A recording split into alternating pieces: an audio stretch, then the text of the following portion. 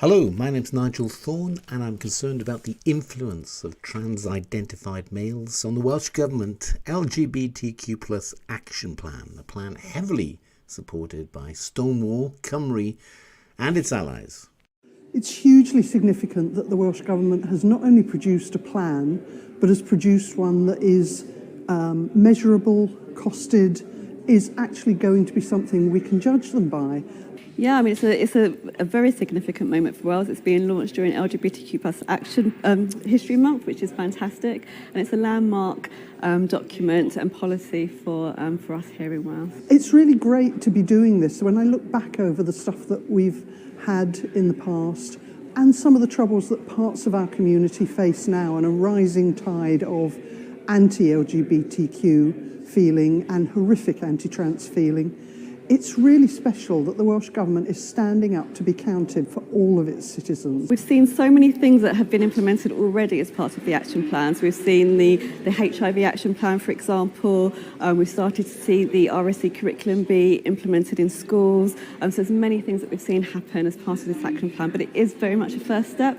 And I do think that we shouldn't become complacent. We really need to make sure that we implement the plan to the best of our abilities and ensure that the needs of LGBTQ+ people across Wales are met. There's a lot of hot air from politicians, especially around lip service to the LGBTQ+ community. Here in Wales, the government is putting its planning, its money, its services where its mouth is. That's different, that's important. This is a really important plan for LGBTQ+ communities here in Wales, and I think that it's really important that all of us are aware of it. I do a lot of international work, and people from other countries, particularly other countries in Europe, are really noticing that Wales is trying to fulfil its ambition to be the best country in the world for LGBTQ+ people. It feels really good to be in Wales, to be part of this. In March 2023, a Cabinet paper, publication of the LGBTQ+ Action Plan for Wales, was published.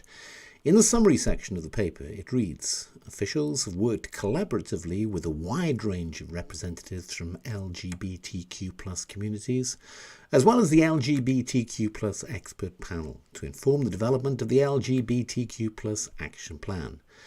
In the ministerial foreword to the Action Plan, Hannah Blythen wrote, we know we need to ensure the voices and lived experiences of LGBTQ+ people need to be not just heard, but acted upon. The way in which we developed this plan made sure that these personal stories and experiences were written into this work. The lived experiences of several trans-identified males, either directly or indirectly, have had a huge influence on the development of the plan. One of those trans-identified males is Kate Hutchinson, a member of the LGBTQ+ Action Panel. Hutchinson is a trans-identified male who transitioned in 2012. He is a trustee for Schools Out UK.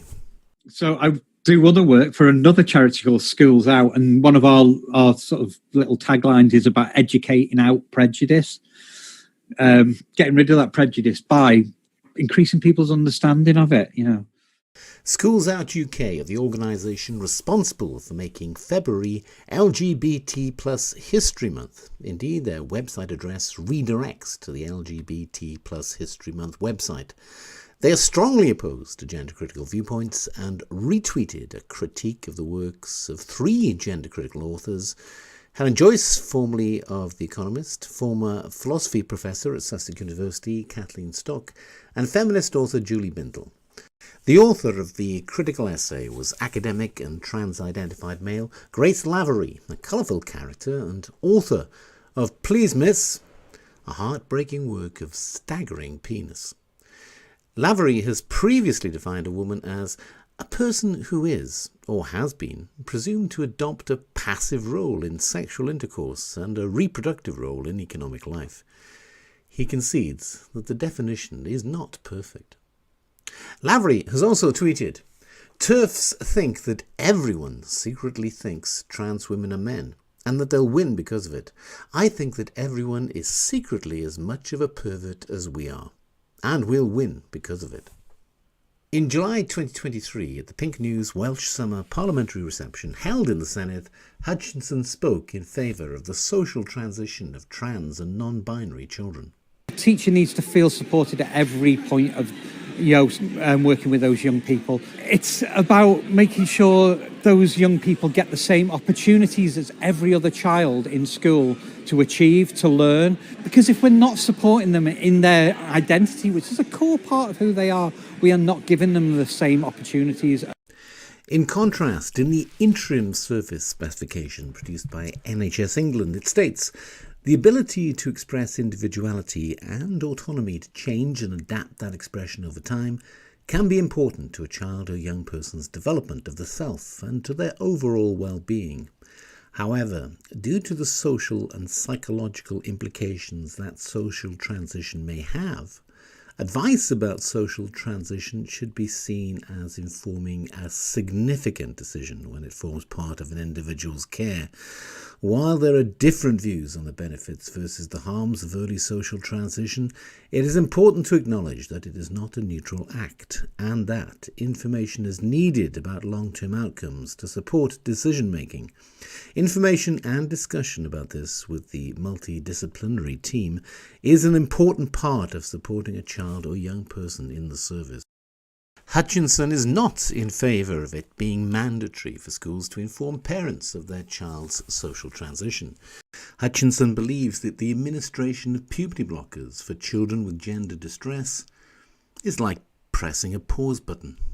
A young person from the age of 12, possibly, if they have actually started to go into puberty and they're showing levels of distress because of that, they may be prescribed hormone blockers, which are a thing that puts puberty on hold. It's like pressing the pause button.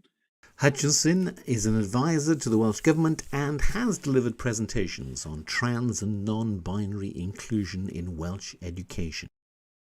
Cat Burton is a trans-identified male who transitioned at the age of 62. He is a member of the LGBTQ+ Action Panel. In a podcast, Burton explained, what we must avoid is the simple fact that the protests against us being female or male are using Year 11 science to try and justify their arguments. They are quite literally saying chromosomes are king. If you're XX, you're female. If you're XY, you're male. And that's utter rubbish. Fertility expert Professor Robert Winston disagrees. I will say this categorically, that you cannot change your sex. Your sex actually is there in every single cell in the body. You have a chromosomal sex, you have genetic sex, you have hormonal sex, you have all sorts of different kinds of psychological, brain sex, they're all different. And we are very confused about this, unfortunately, and regrettably, it's got into this argument that people are will now accuse me of being transphobic. Well, obviously, there are trans people who say you absolutely can do that. Well, unfortunately, you can't say this publicly. This is one of the big problems. Even saying this on this programme undoubtedly will result in my getting a huge amount of hate mail. It always does. But I do think it's a big issue about the attitudes. There are, of course, issues which are important about young people who are confused about their sex, but we won't go down that route here. But it does affect a whole lot of issues in schools and elsewhere in our society. Of course, we should accept people as they are. Overall, I think it's a very sad thing that we can't discuss biological science without actually getting completely caught up emotionally with something which is really completely wrong. Well, as I say... In a tweet, Burton also references an article by Grace Lavery titled, "A High Court decision in Britain puts trans people everywhere at risk. The so-called gender-critical movement is illogical, anti-feminist and cruel." This was an article that was critical of the original High Court decision in the Keira Bell case that declared that children under the age of 16 have enormous difficulties in meeting the standard for informed consent that would allow them to take puberty blockers. The article, arguing that the gender-critical movement was cruel, was accompanied by a picture of trans rights campaigner Sarah Jane Baker, who was jailed for 30 years after inflicting acts on a 19-year-old man that the judge at his trial described as an exercise in sadism and cruelty which may well have led to his death. Baker was recalled to prison after encouraging violence against gender-critical women. I was going to come here and be really fluffy and be really nice and say, yeah, be really lovely and queer and gay. No, if you see a turf, punch him in the fucking face. The action plan cites research from Florence Ashley to argue that delaying or preventing a person from having their identity respected can have a negative impact on their lives. Florence Ashley is a trans feminine academic, activist and law professor at the University of Alberta who came out as trans in 2015. He is attracted to males. In the cited article, it states, unbounded social transition and ready access to puberty blockers ought to be treated as the default option, and support should be offered to parents who have difficulty accepting their youth. In contrast, as reported by Transgender Trend, the findings of a 2013 research study by Dr. Thomas Steinsma from the Netherlands indicated that social transition is the most powerful predictor of persistence of childhood gender dysphoria. There's now strong evidence that puberty blockers also increase persistence, as reported at the 2016 WPATH conference, presentation by Tavistock GID staff. Ashley's new book, Gender Fucking, The Pleasures and Politics of Living in a Gendered Body, will be released in 2024. An excerpt from the book reads, over the last few years, I've been writing about the conviction among cis parents that being trans is a social contagion that has climbed to heights of pandemic proportion. I have dedicated myself to proving the fallacy of the suggestion. Writing these words, I firmly believe that they are wrong. But as I reflect on embodying T4T, trans for trans, I can't help but wonder whether fertile avenues of understanding may be opened up by thinking trans as contagious, as a sexually transmissible condition. Though I would never adopt it in my legal or bioethical scholarship, I suspect it holds the seeds of a poetic, effective truth. I fuck, date and love trans girls. I fuck, date and love trans girls even when neither of us knows we are. I love them before they come out, holding open the possibility that every cis person is at the stage of becoming towards transness. I love them so much I make trans girls. It may not be quite true, but I feel it in my bones. In contrast, in 2020, eminent professor Dr. Stephen Levine, testifying in front of the Pennsylvania Health Committee, argued that the recent increase in the number of trans-identifying children and adolescents was a social contagion. I first encountered a patient suffering from what we now call gender dysphoria in July 1973. In 1974, I founded the Case Western Reserve University Gender Identity Clinic. I was an early member of the Harry Benjamin International Gender Dysphoria Association, which today is known as WPATH. I served as the chairman of the Standards of Care Committee for WPATH. Contrary to hopes that medicine and society can fulfill the aspiration of the trans individual to become a complete man or a complete woman, this is not biologically attainable. Indeed, the aspiration to become a complete man or woman is not even attainable in the trans person's private subjective self. First perspective, some speak of gender dysphoria as though it were a curable physical mental illness that causes endless suffering. It should be noted, however, that gender dysphoria is not a medical disease, it's a psychiatric illness. There is no physical or biologic or specific abnormality of the sex organs or the brain at this point in our knowledge among these individuals. And since doctors gave up performing lobotomies to treat psychiatric disorders many decades ago, gender dysphoria is the only psychiatric diagnosis which doctors are attempting to treat by surgery. The second way of looking at gender dysphoria is in developmental terms. We could call that a developmental model.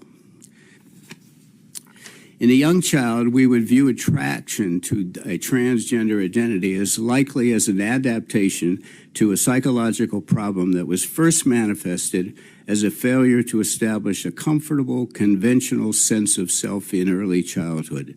In an adolescent, clinicians would look for fear or a sense of failure associated with the roles that the individual associates with his or her biologic sex. In other words, we're very thoughtful about the things that a child may misunderstand, may not have lived long enough to grasp yet. Many young children, trans-identified boys, think that males can only exist in this range of behavior, whereas when they're older, they will understand you can be a man in any one of these ways, and similarly for girls.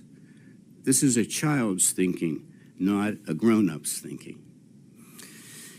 Some strident advocates oppose the developmental view, asserting that trans identity is biologically caused and it's unchangeable.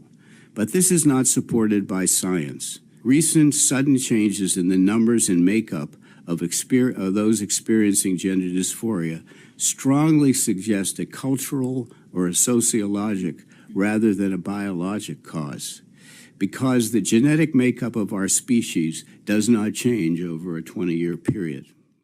In response to a question put to him in the South Chamber by Conservative Senate member Laura Ann Jones, the First Minister responded that the Welsh Government had a broader set of evidence than that made available to Dr. Hilary Cass.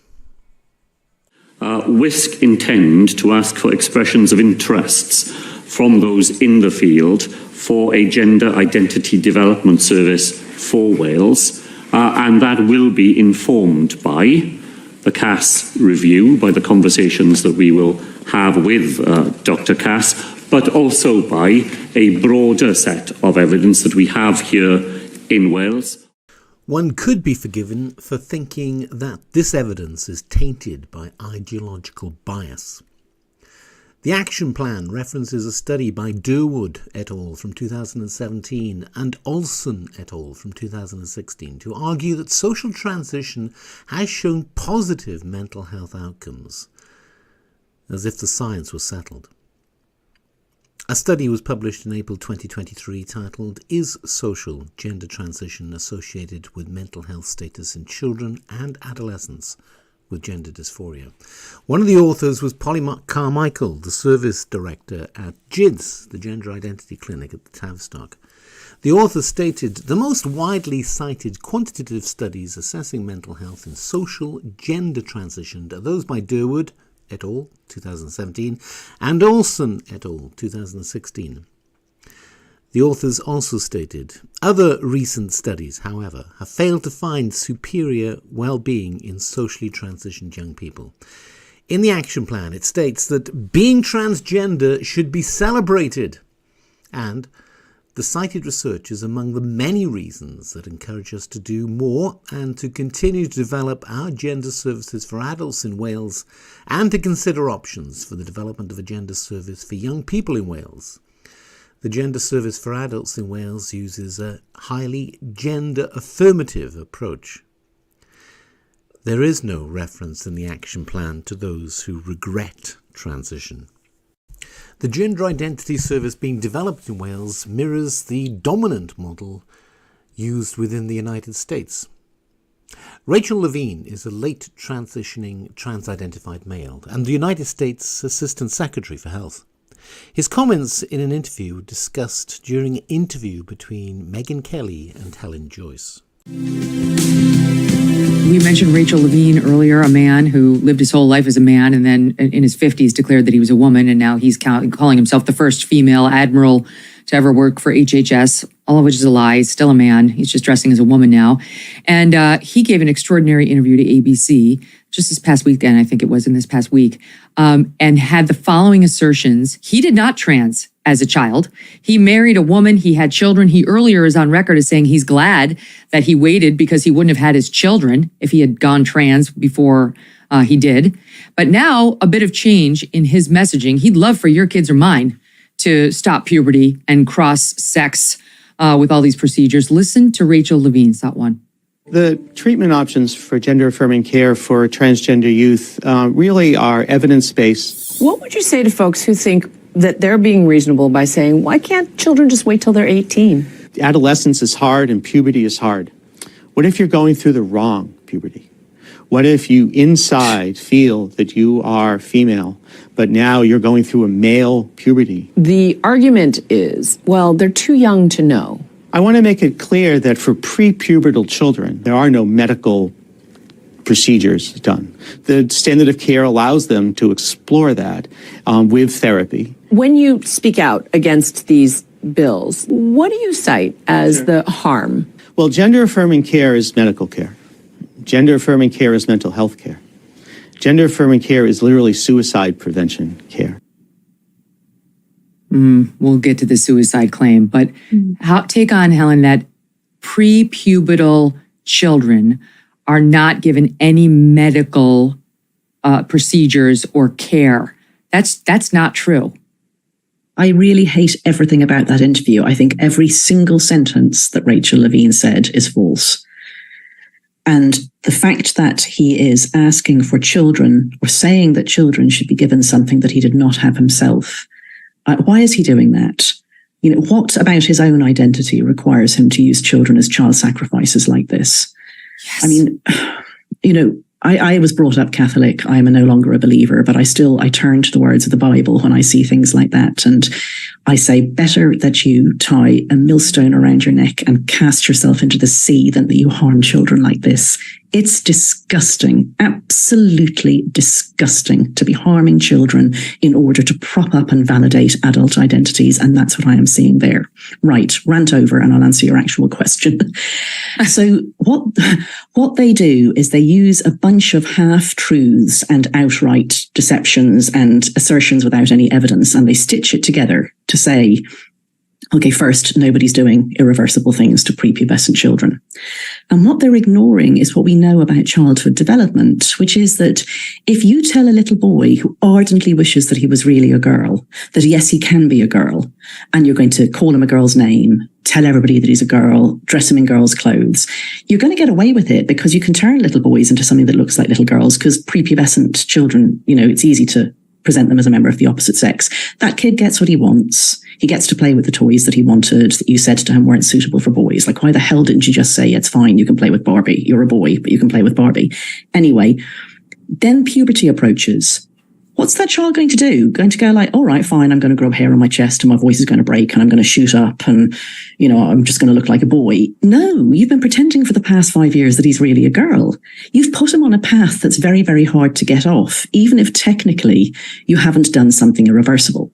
Then the next lie they say is that puberty blockers are reversible, that they're just a pause button, that they just give you time to think. What they actually do, we know this now, is they lock in the social transition. Children who go on puberty blockers, almost all, like 98%, go on to cross-sex hormones. So they are absolutely not a pause button, and they're probably bad for you in themselves. I mean, you've got children, I've got children. Puberty is a really special time. So much changes in a child in puberty. It's actually, you know, it's almost awe-inspiring. I only have boys, and watching them go through that, what looks like that fast-forward video of the tree shooting up, you know, it's amazing. I look at it and I think, wow, you know, human biology is incredible. Look what's happened. A child is turning into a man. And these wicked, wicked people want to interfere with that process. It harms your brain, it harms all sorts of things. We probably don't know all the ways that it harms you, but it puts you on a path to cross-sex hormones. And the last thing that I'm going to say about this is that if you stop a child's puberty right at the beginning of it, that's stopping the child before the child goes through any pubertal development. So the little boy's penis is tiny. He's not getting erections. He's not getting wet dreams. The girl hasn't become fully orgasmic if it's a girl. And you put them on this puberty blocker and then they go straight on to cross-sex hormones. You're not just creating somebody who might look like a member of the opposite sex when they've got no clothes on. You're creating somebody who is kind of asexual, somebody who is not going to have normal orgasms, someone who is not just infertile, but sterile. You're creating a human being who can never be a normal adult. And when that little boy, his penis will never become a full-size penis if you go down this path. I mean, it is a human rights abuse of the sort that we look back on lobotomies and we say, how did that ever happen? Yes. We're doing like sex lobotomies, and we're doing them on children, and we're doing them probably to tens of thousands of children invisibly in clinics all over America and all over the English-speaking world. And it is the medical scandal of the 21st century and the human rights abuse of the developed world of the 21st century. Detransitioner Chloe Cole spoke about her experiences in front of the United States Congress. My name is Chloe Cole, and I am a detransitioner. Another way to put that would be, I used to believe that I was born in the wrong body, and the adults in my life whom I trusted affirmed my belief, and this caused me lifelong, irreversible harm. I speak to you today as a victim of one of the biggest medical scandals in the history of the United States of America. I speak to you in the hope that you will have the courage to bring the scandal to an end and ensure that other vulnerable teenagers, children, and young adults don't go through what I went through. At the age of 12, I began to experience what my medical team would later diagnose as gender dysphoria. I was well into an early puberty, and I was very uncomfortable with the changes that were happening to my body. I was intimidated by male attention, and when I told my parents that I felt like a boy, in retrospect, all I meant was that I hated puberty, that I wanted this newfound sexual attention to go away, that I looked up to my brothers a little bit more than I did to my sisters. I came out as transgender in a letter I sent on the dining room table. My parents were immediately concerned. They felt like they needed to get outside help from medical professionals, but this proved to be a mistake.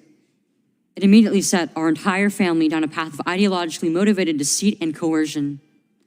The gender specialist I was taken to see told my parents that I needed to be put on puberty-blocking drugs right away. They asked my parents a simple question: would you rather have a dead daughter or a living transgender son? The choice was enough for my parents to let their guard down, and in retrospect, I can't blame them. This was the moment that we all became victims of so-called gender-affirming care. I was fast-tracked onto puberty blockers and then testosterone. The resulting menopausal-like hot flashes made focusing on school impossible. I still get joint pains and weird pops in my back, but they were far worse when I was on the blockers. A month later, when I was 13, I had my first testosterone injection. It's caused permanent changes to my body. My voice will forever be deeper, my jawline sharper, my nose longer, my bone structure permanently masculinized, my Adam's apple more prominent, my fertility unknown. I look in the mirror sometimes and I feel like a monster.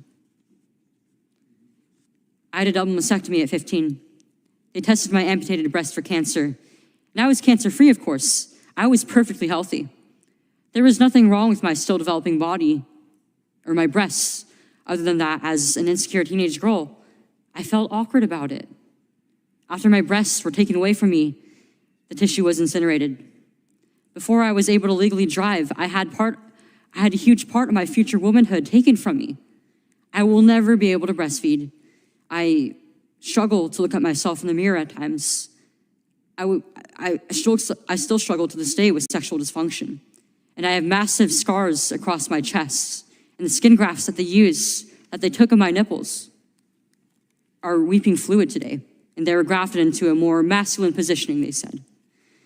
After surgery, my grades in school plummeted. Everything that I went through did nothing to address my underlying mental health issues that I had. And my doctors, with their theories on gender, thought that all my problems would go away as soon as I was surgically transformed into something that vaguely resembled a boy. Their theories were wrong. The drugs and surgeries changed my body, but they did not and could not change the basic reality that I am and forever will be a female. When my specialist first told my parents that they could have a dead daughter or a live transgender son, I wasn't suicidal. I was a happy child who struggled because she was different. However, at 16, after my surgery, I did become suicidal. I'm doing better now, but my parents almost got the dead daughter promised to them by my doctors.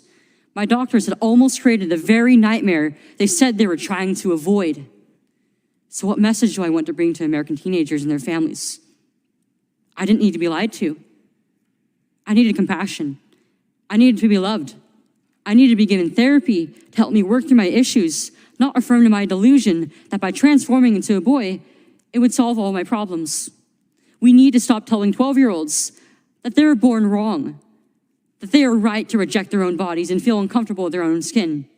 We need to stop telling children that puberty is an option, that they can choose what kind of puberty they will go through, just so they can choose what clothes to wear or what music to listen to. Puberty is a rite of passage to adulthood, not a disease to be mitigated. Today, I should be at home with my family celebrating my 19th birthday, and instead I'm making a desperate plea to my elected representatives. Learn the lessons from other medical scandals like the opioid crisis, to recognize that doctors are human too, and sometimes they are wrong. My childhood was ruined along with thousands of detransitioners that I know through our networks. This needs to stop. You alone can stop it. Enough children have already been victimized by this barbaric pseudoscience. Please let me be your final warning. Thank you. Today's your birthday? It is. You're a beautiful, brave woman. Thank you for being here. Sex researcher James Cantor states, lived experience is not lived experience. It's a subjective interpretation of memory, tinted by powerful emotional lenses. Those parents who would prefer that the Welsh Government develop policy based on evidence rather than lived experience may wish to support public child protection Wales.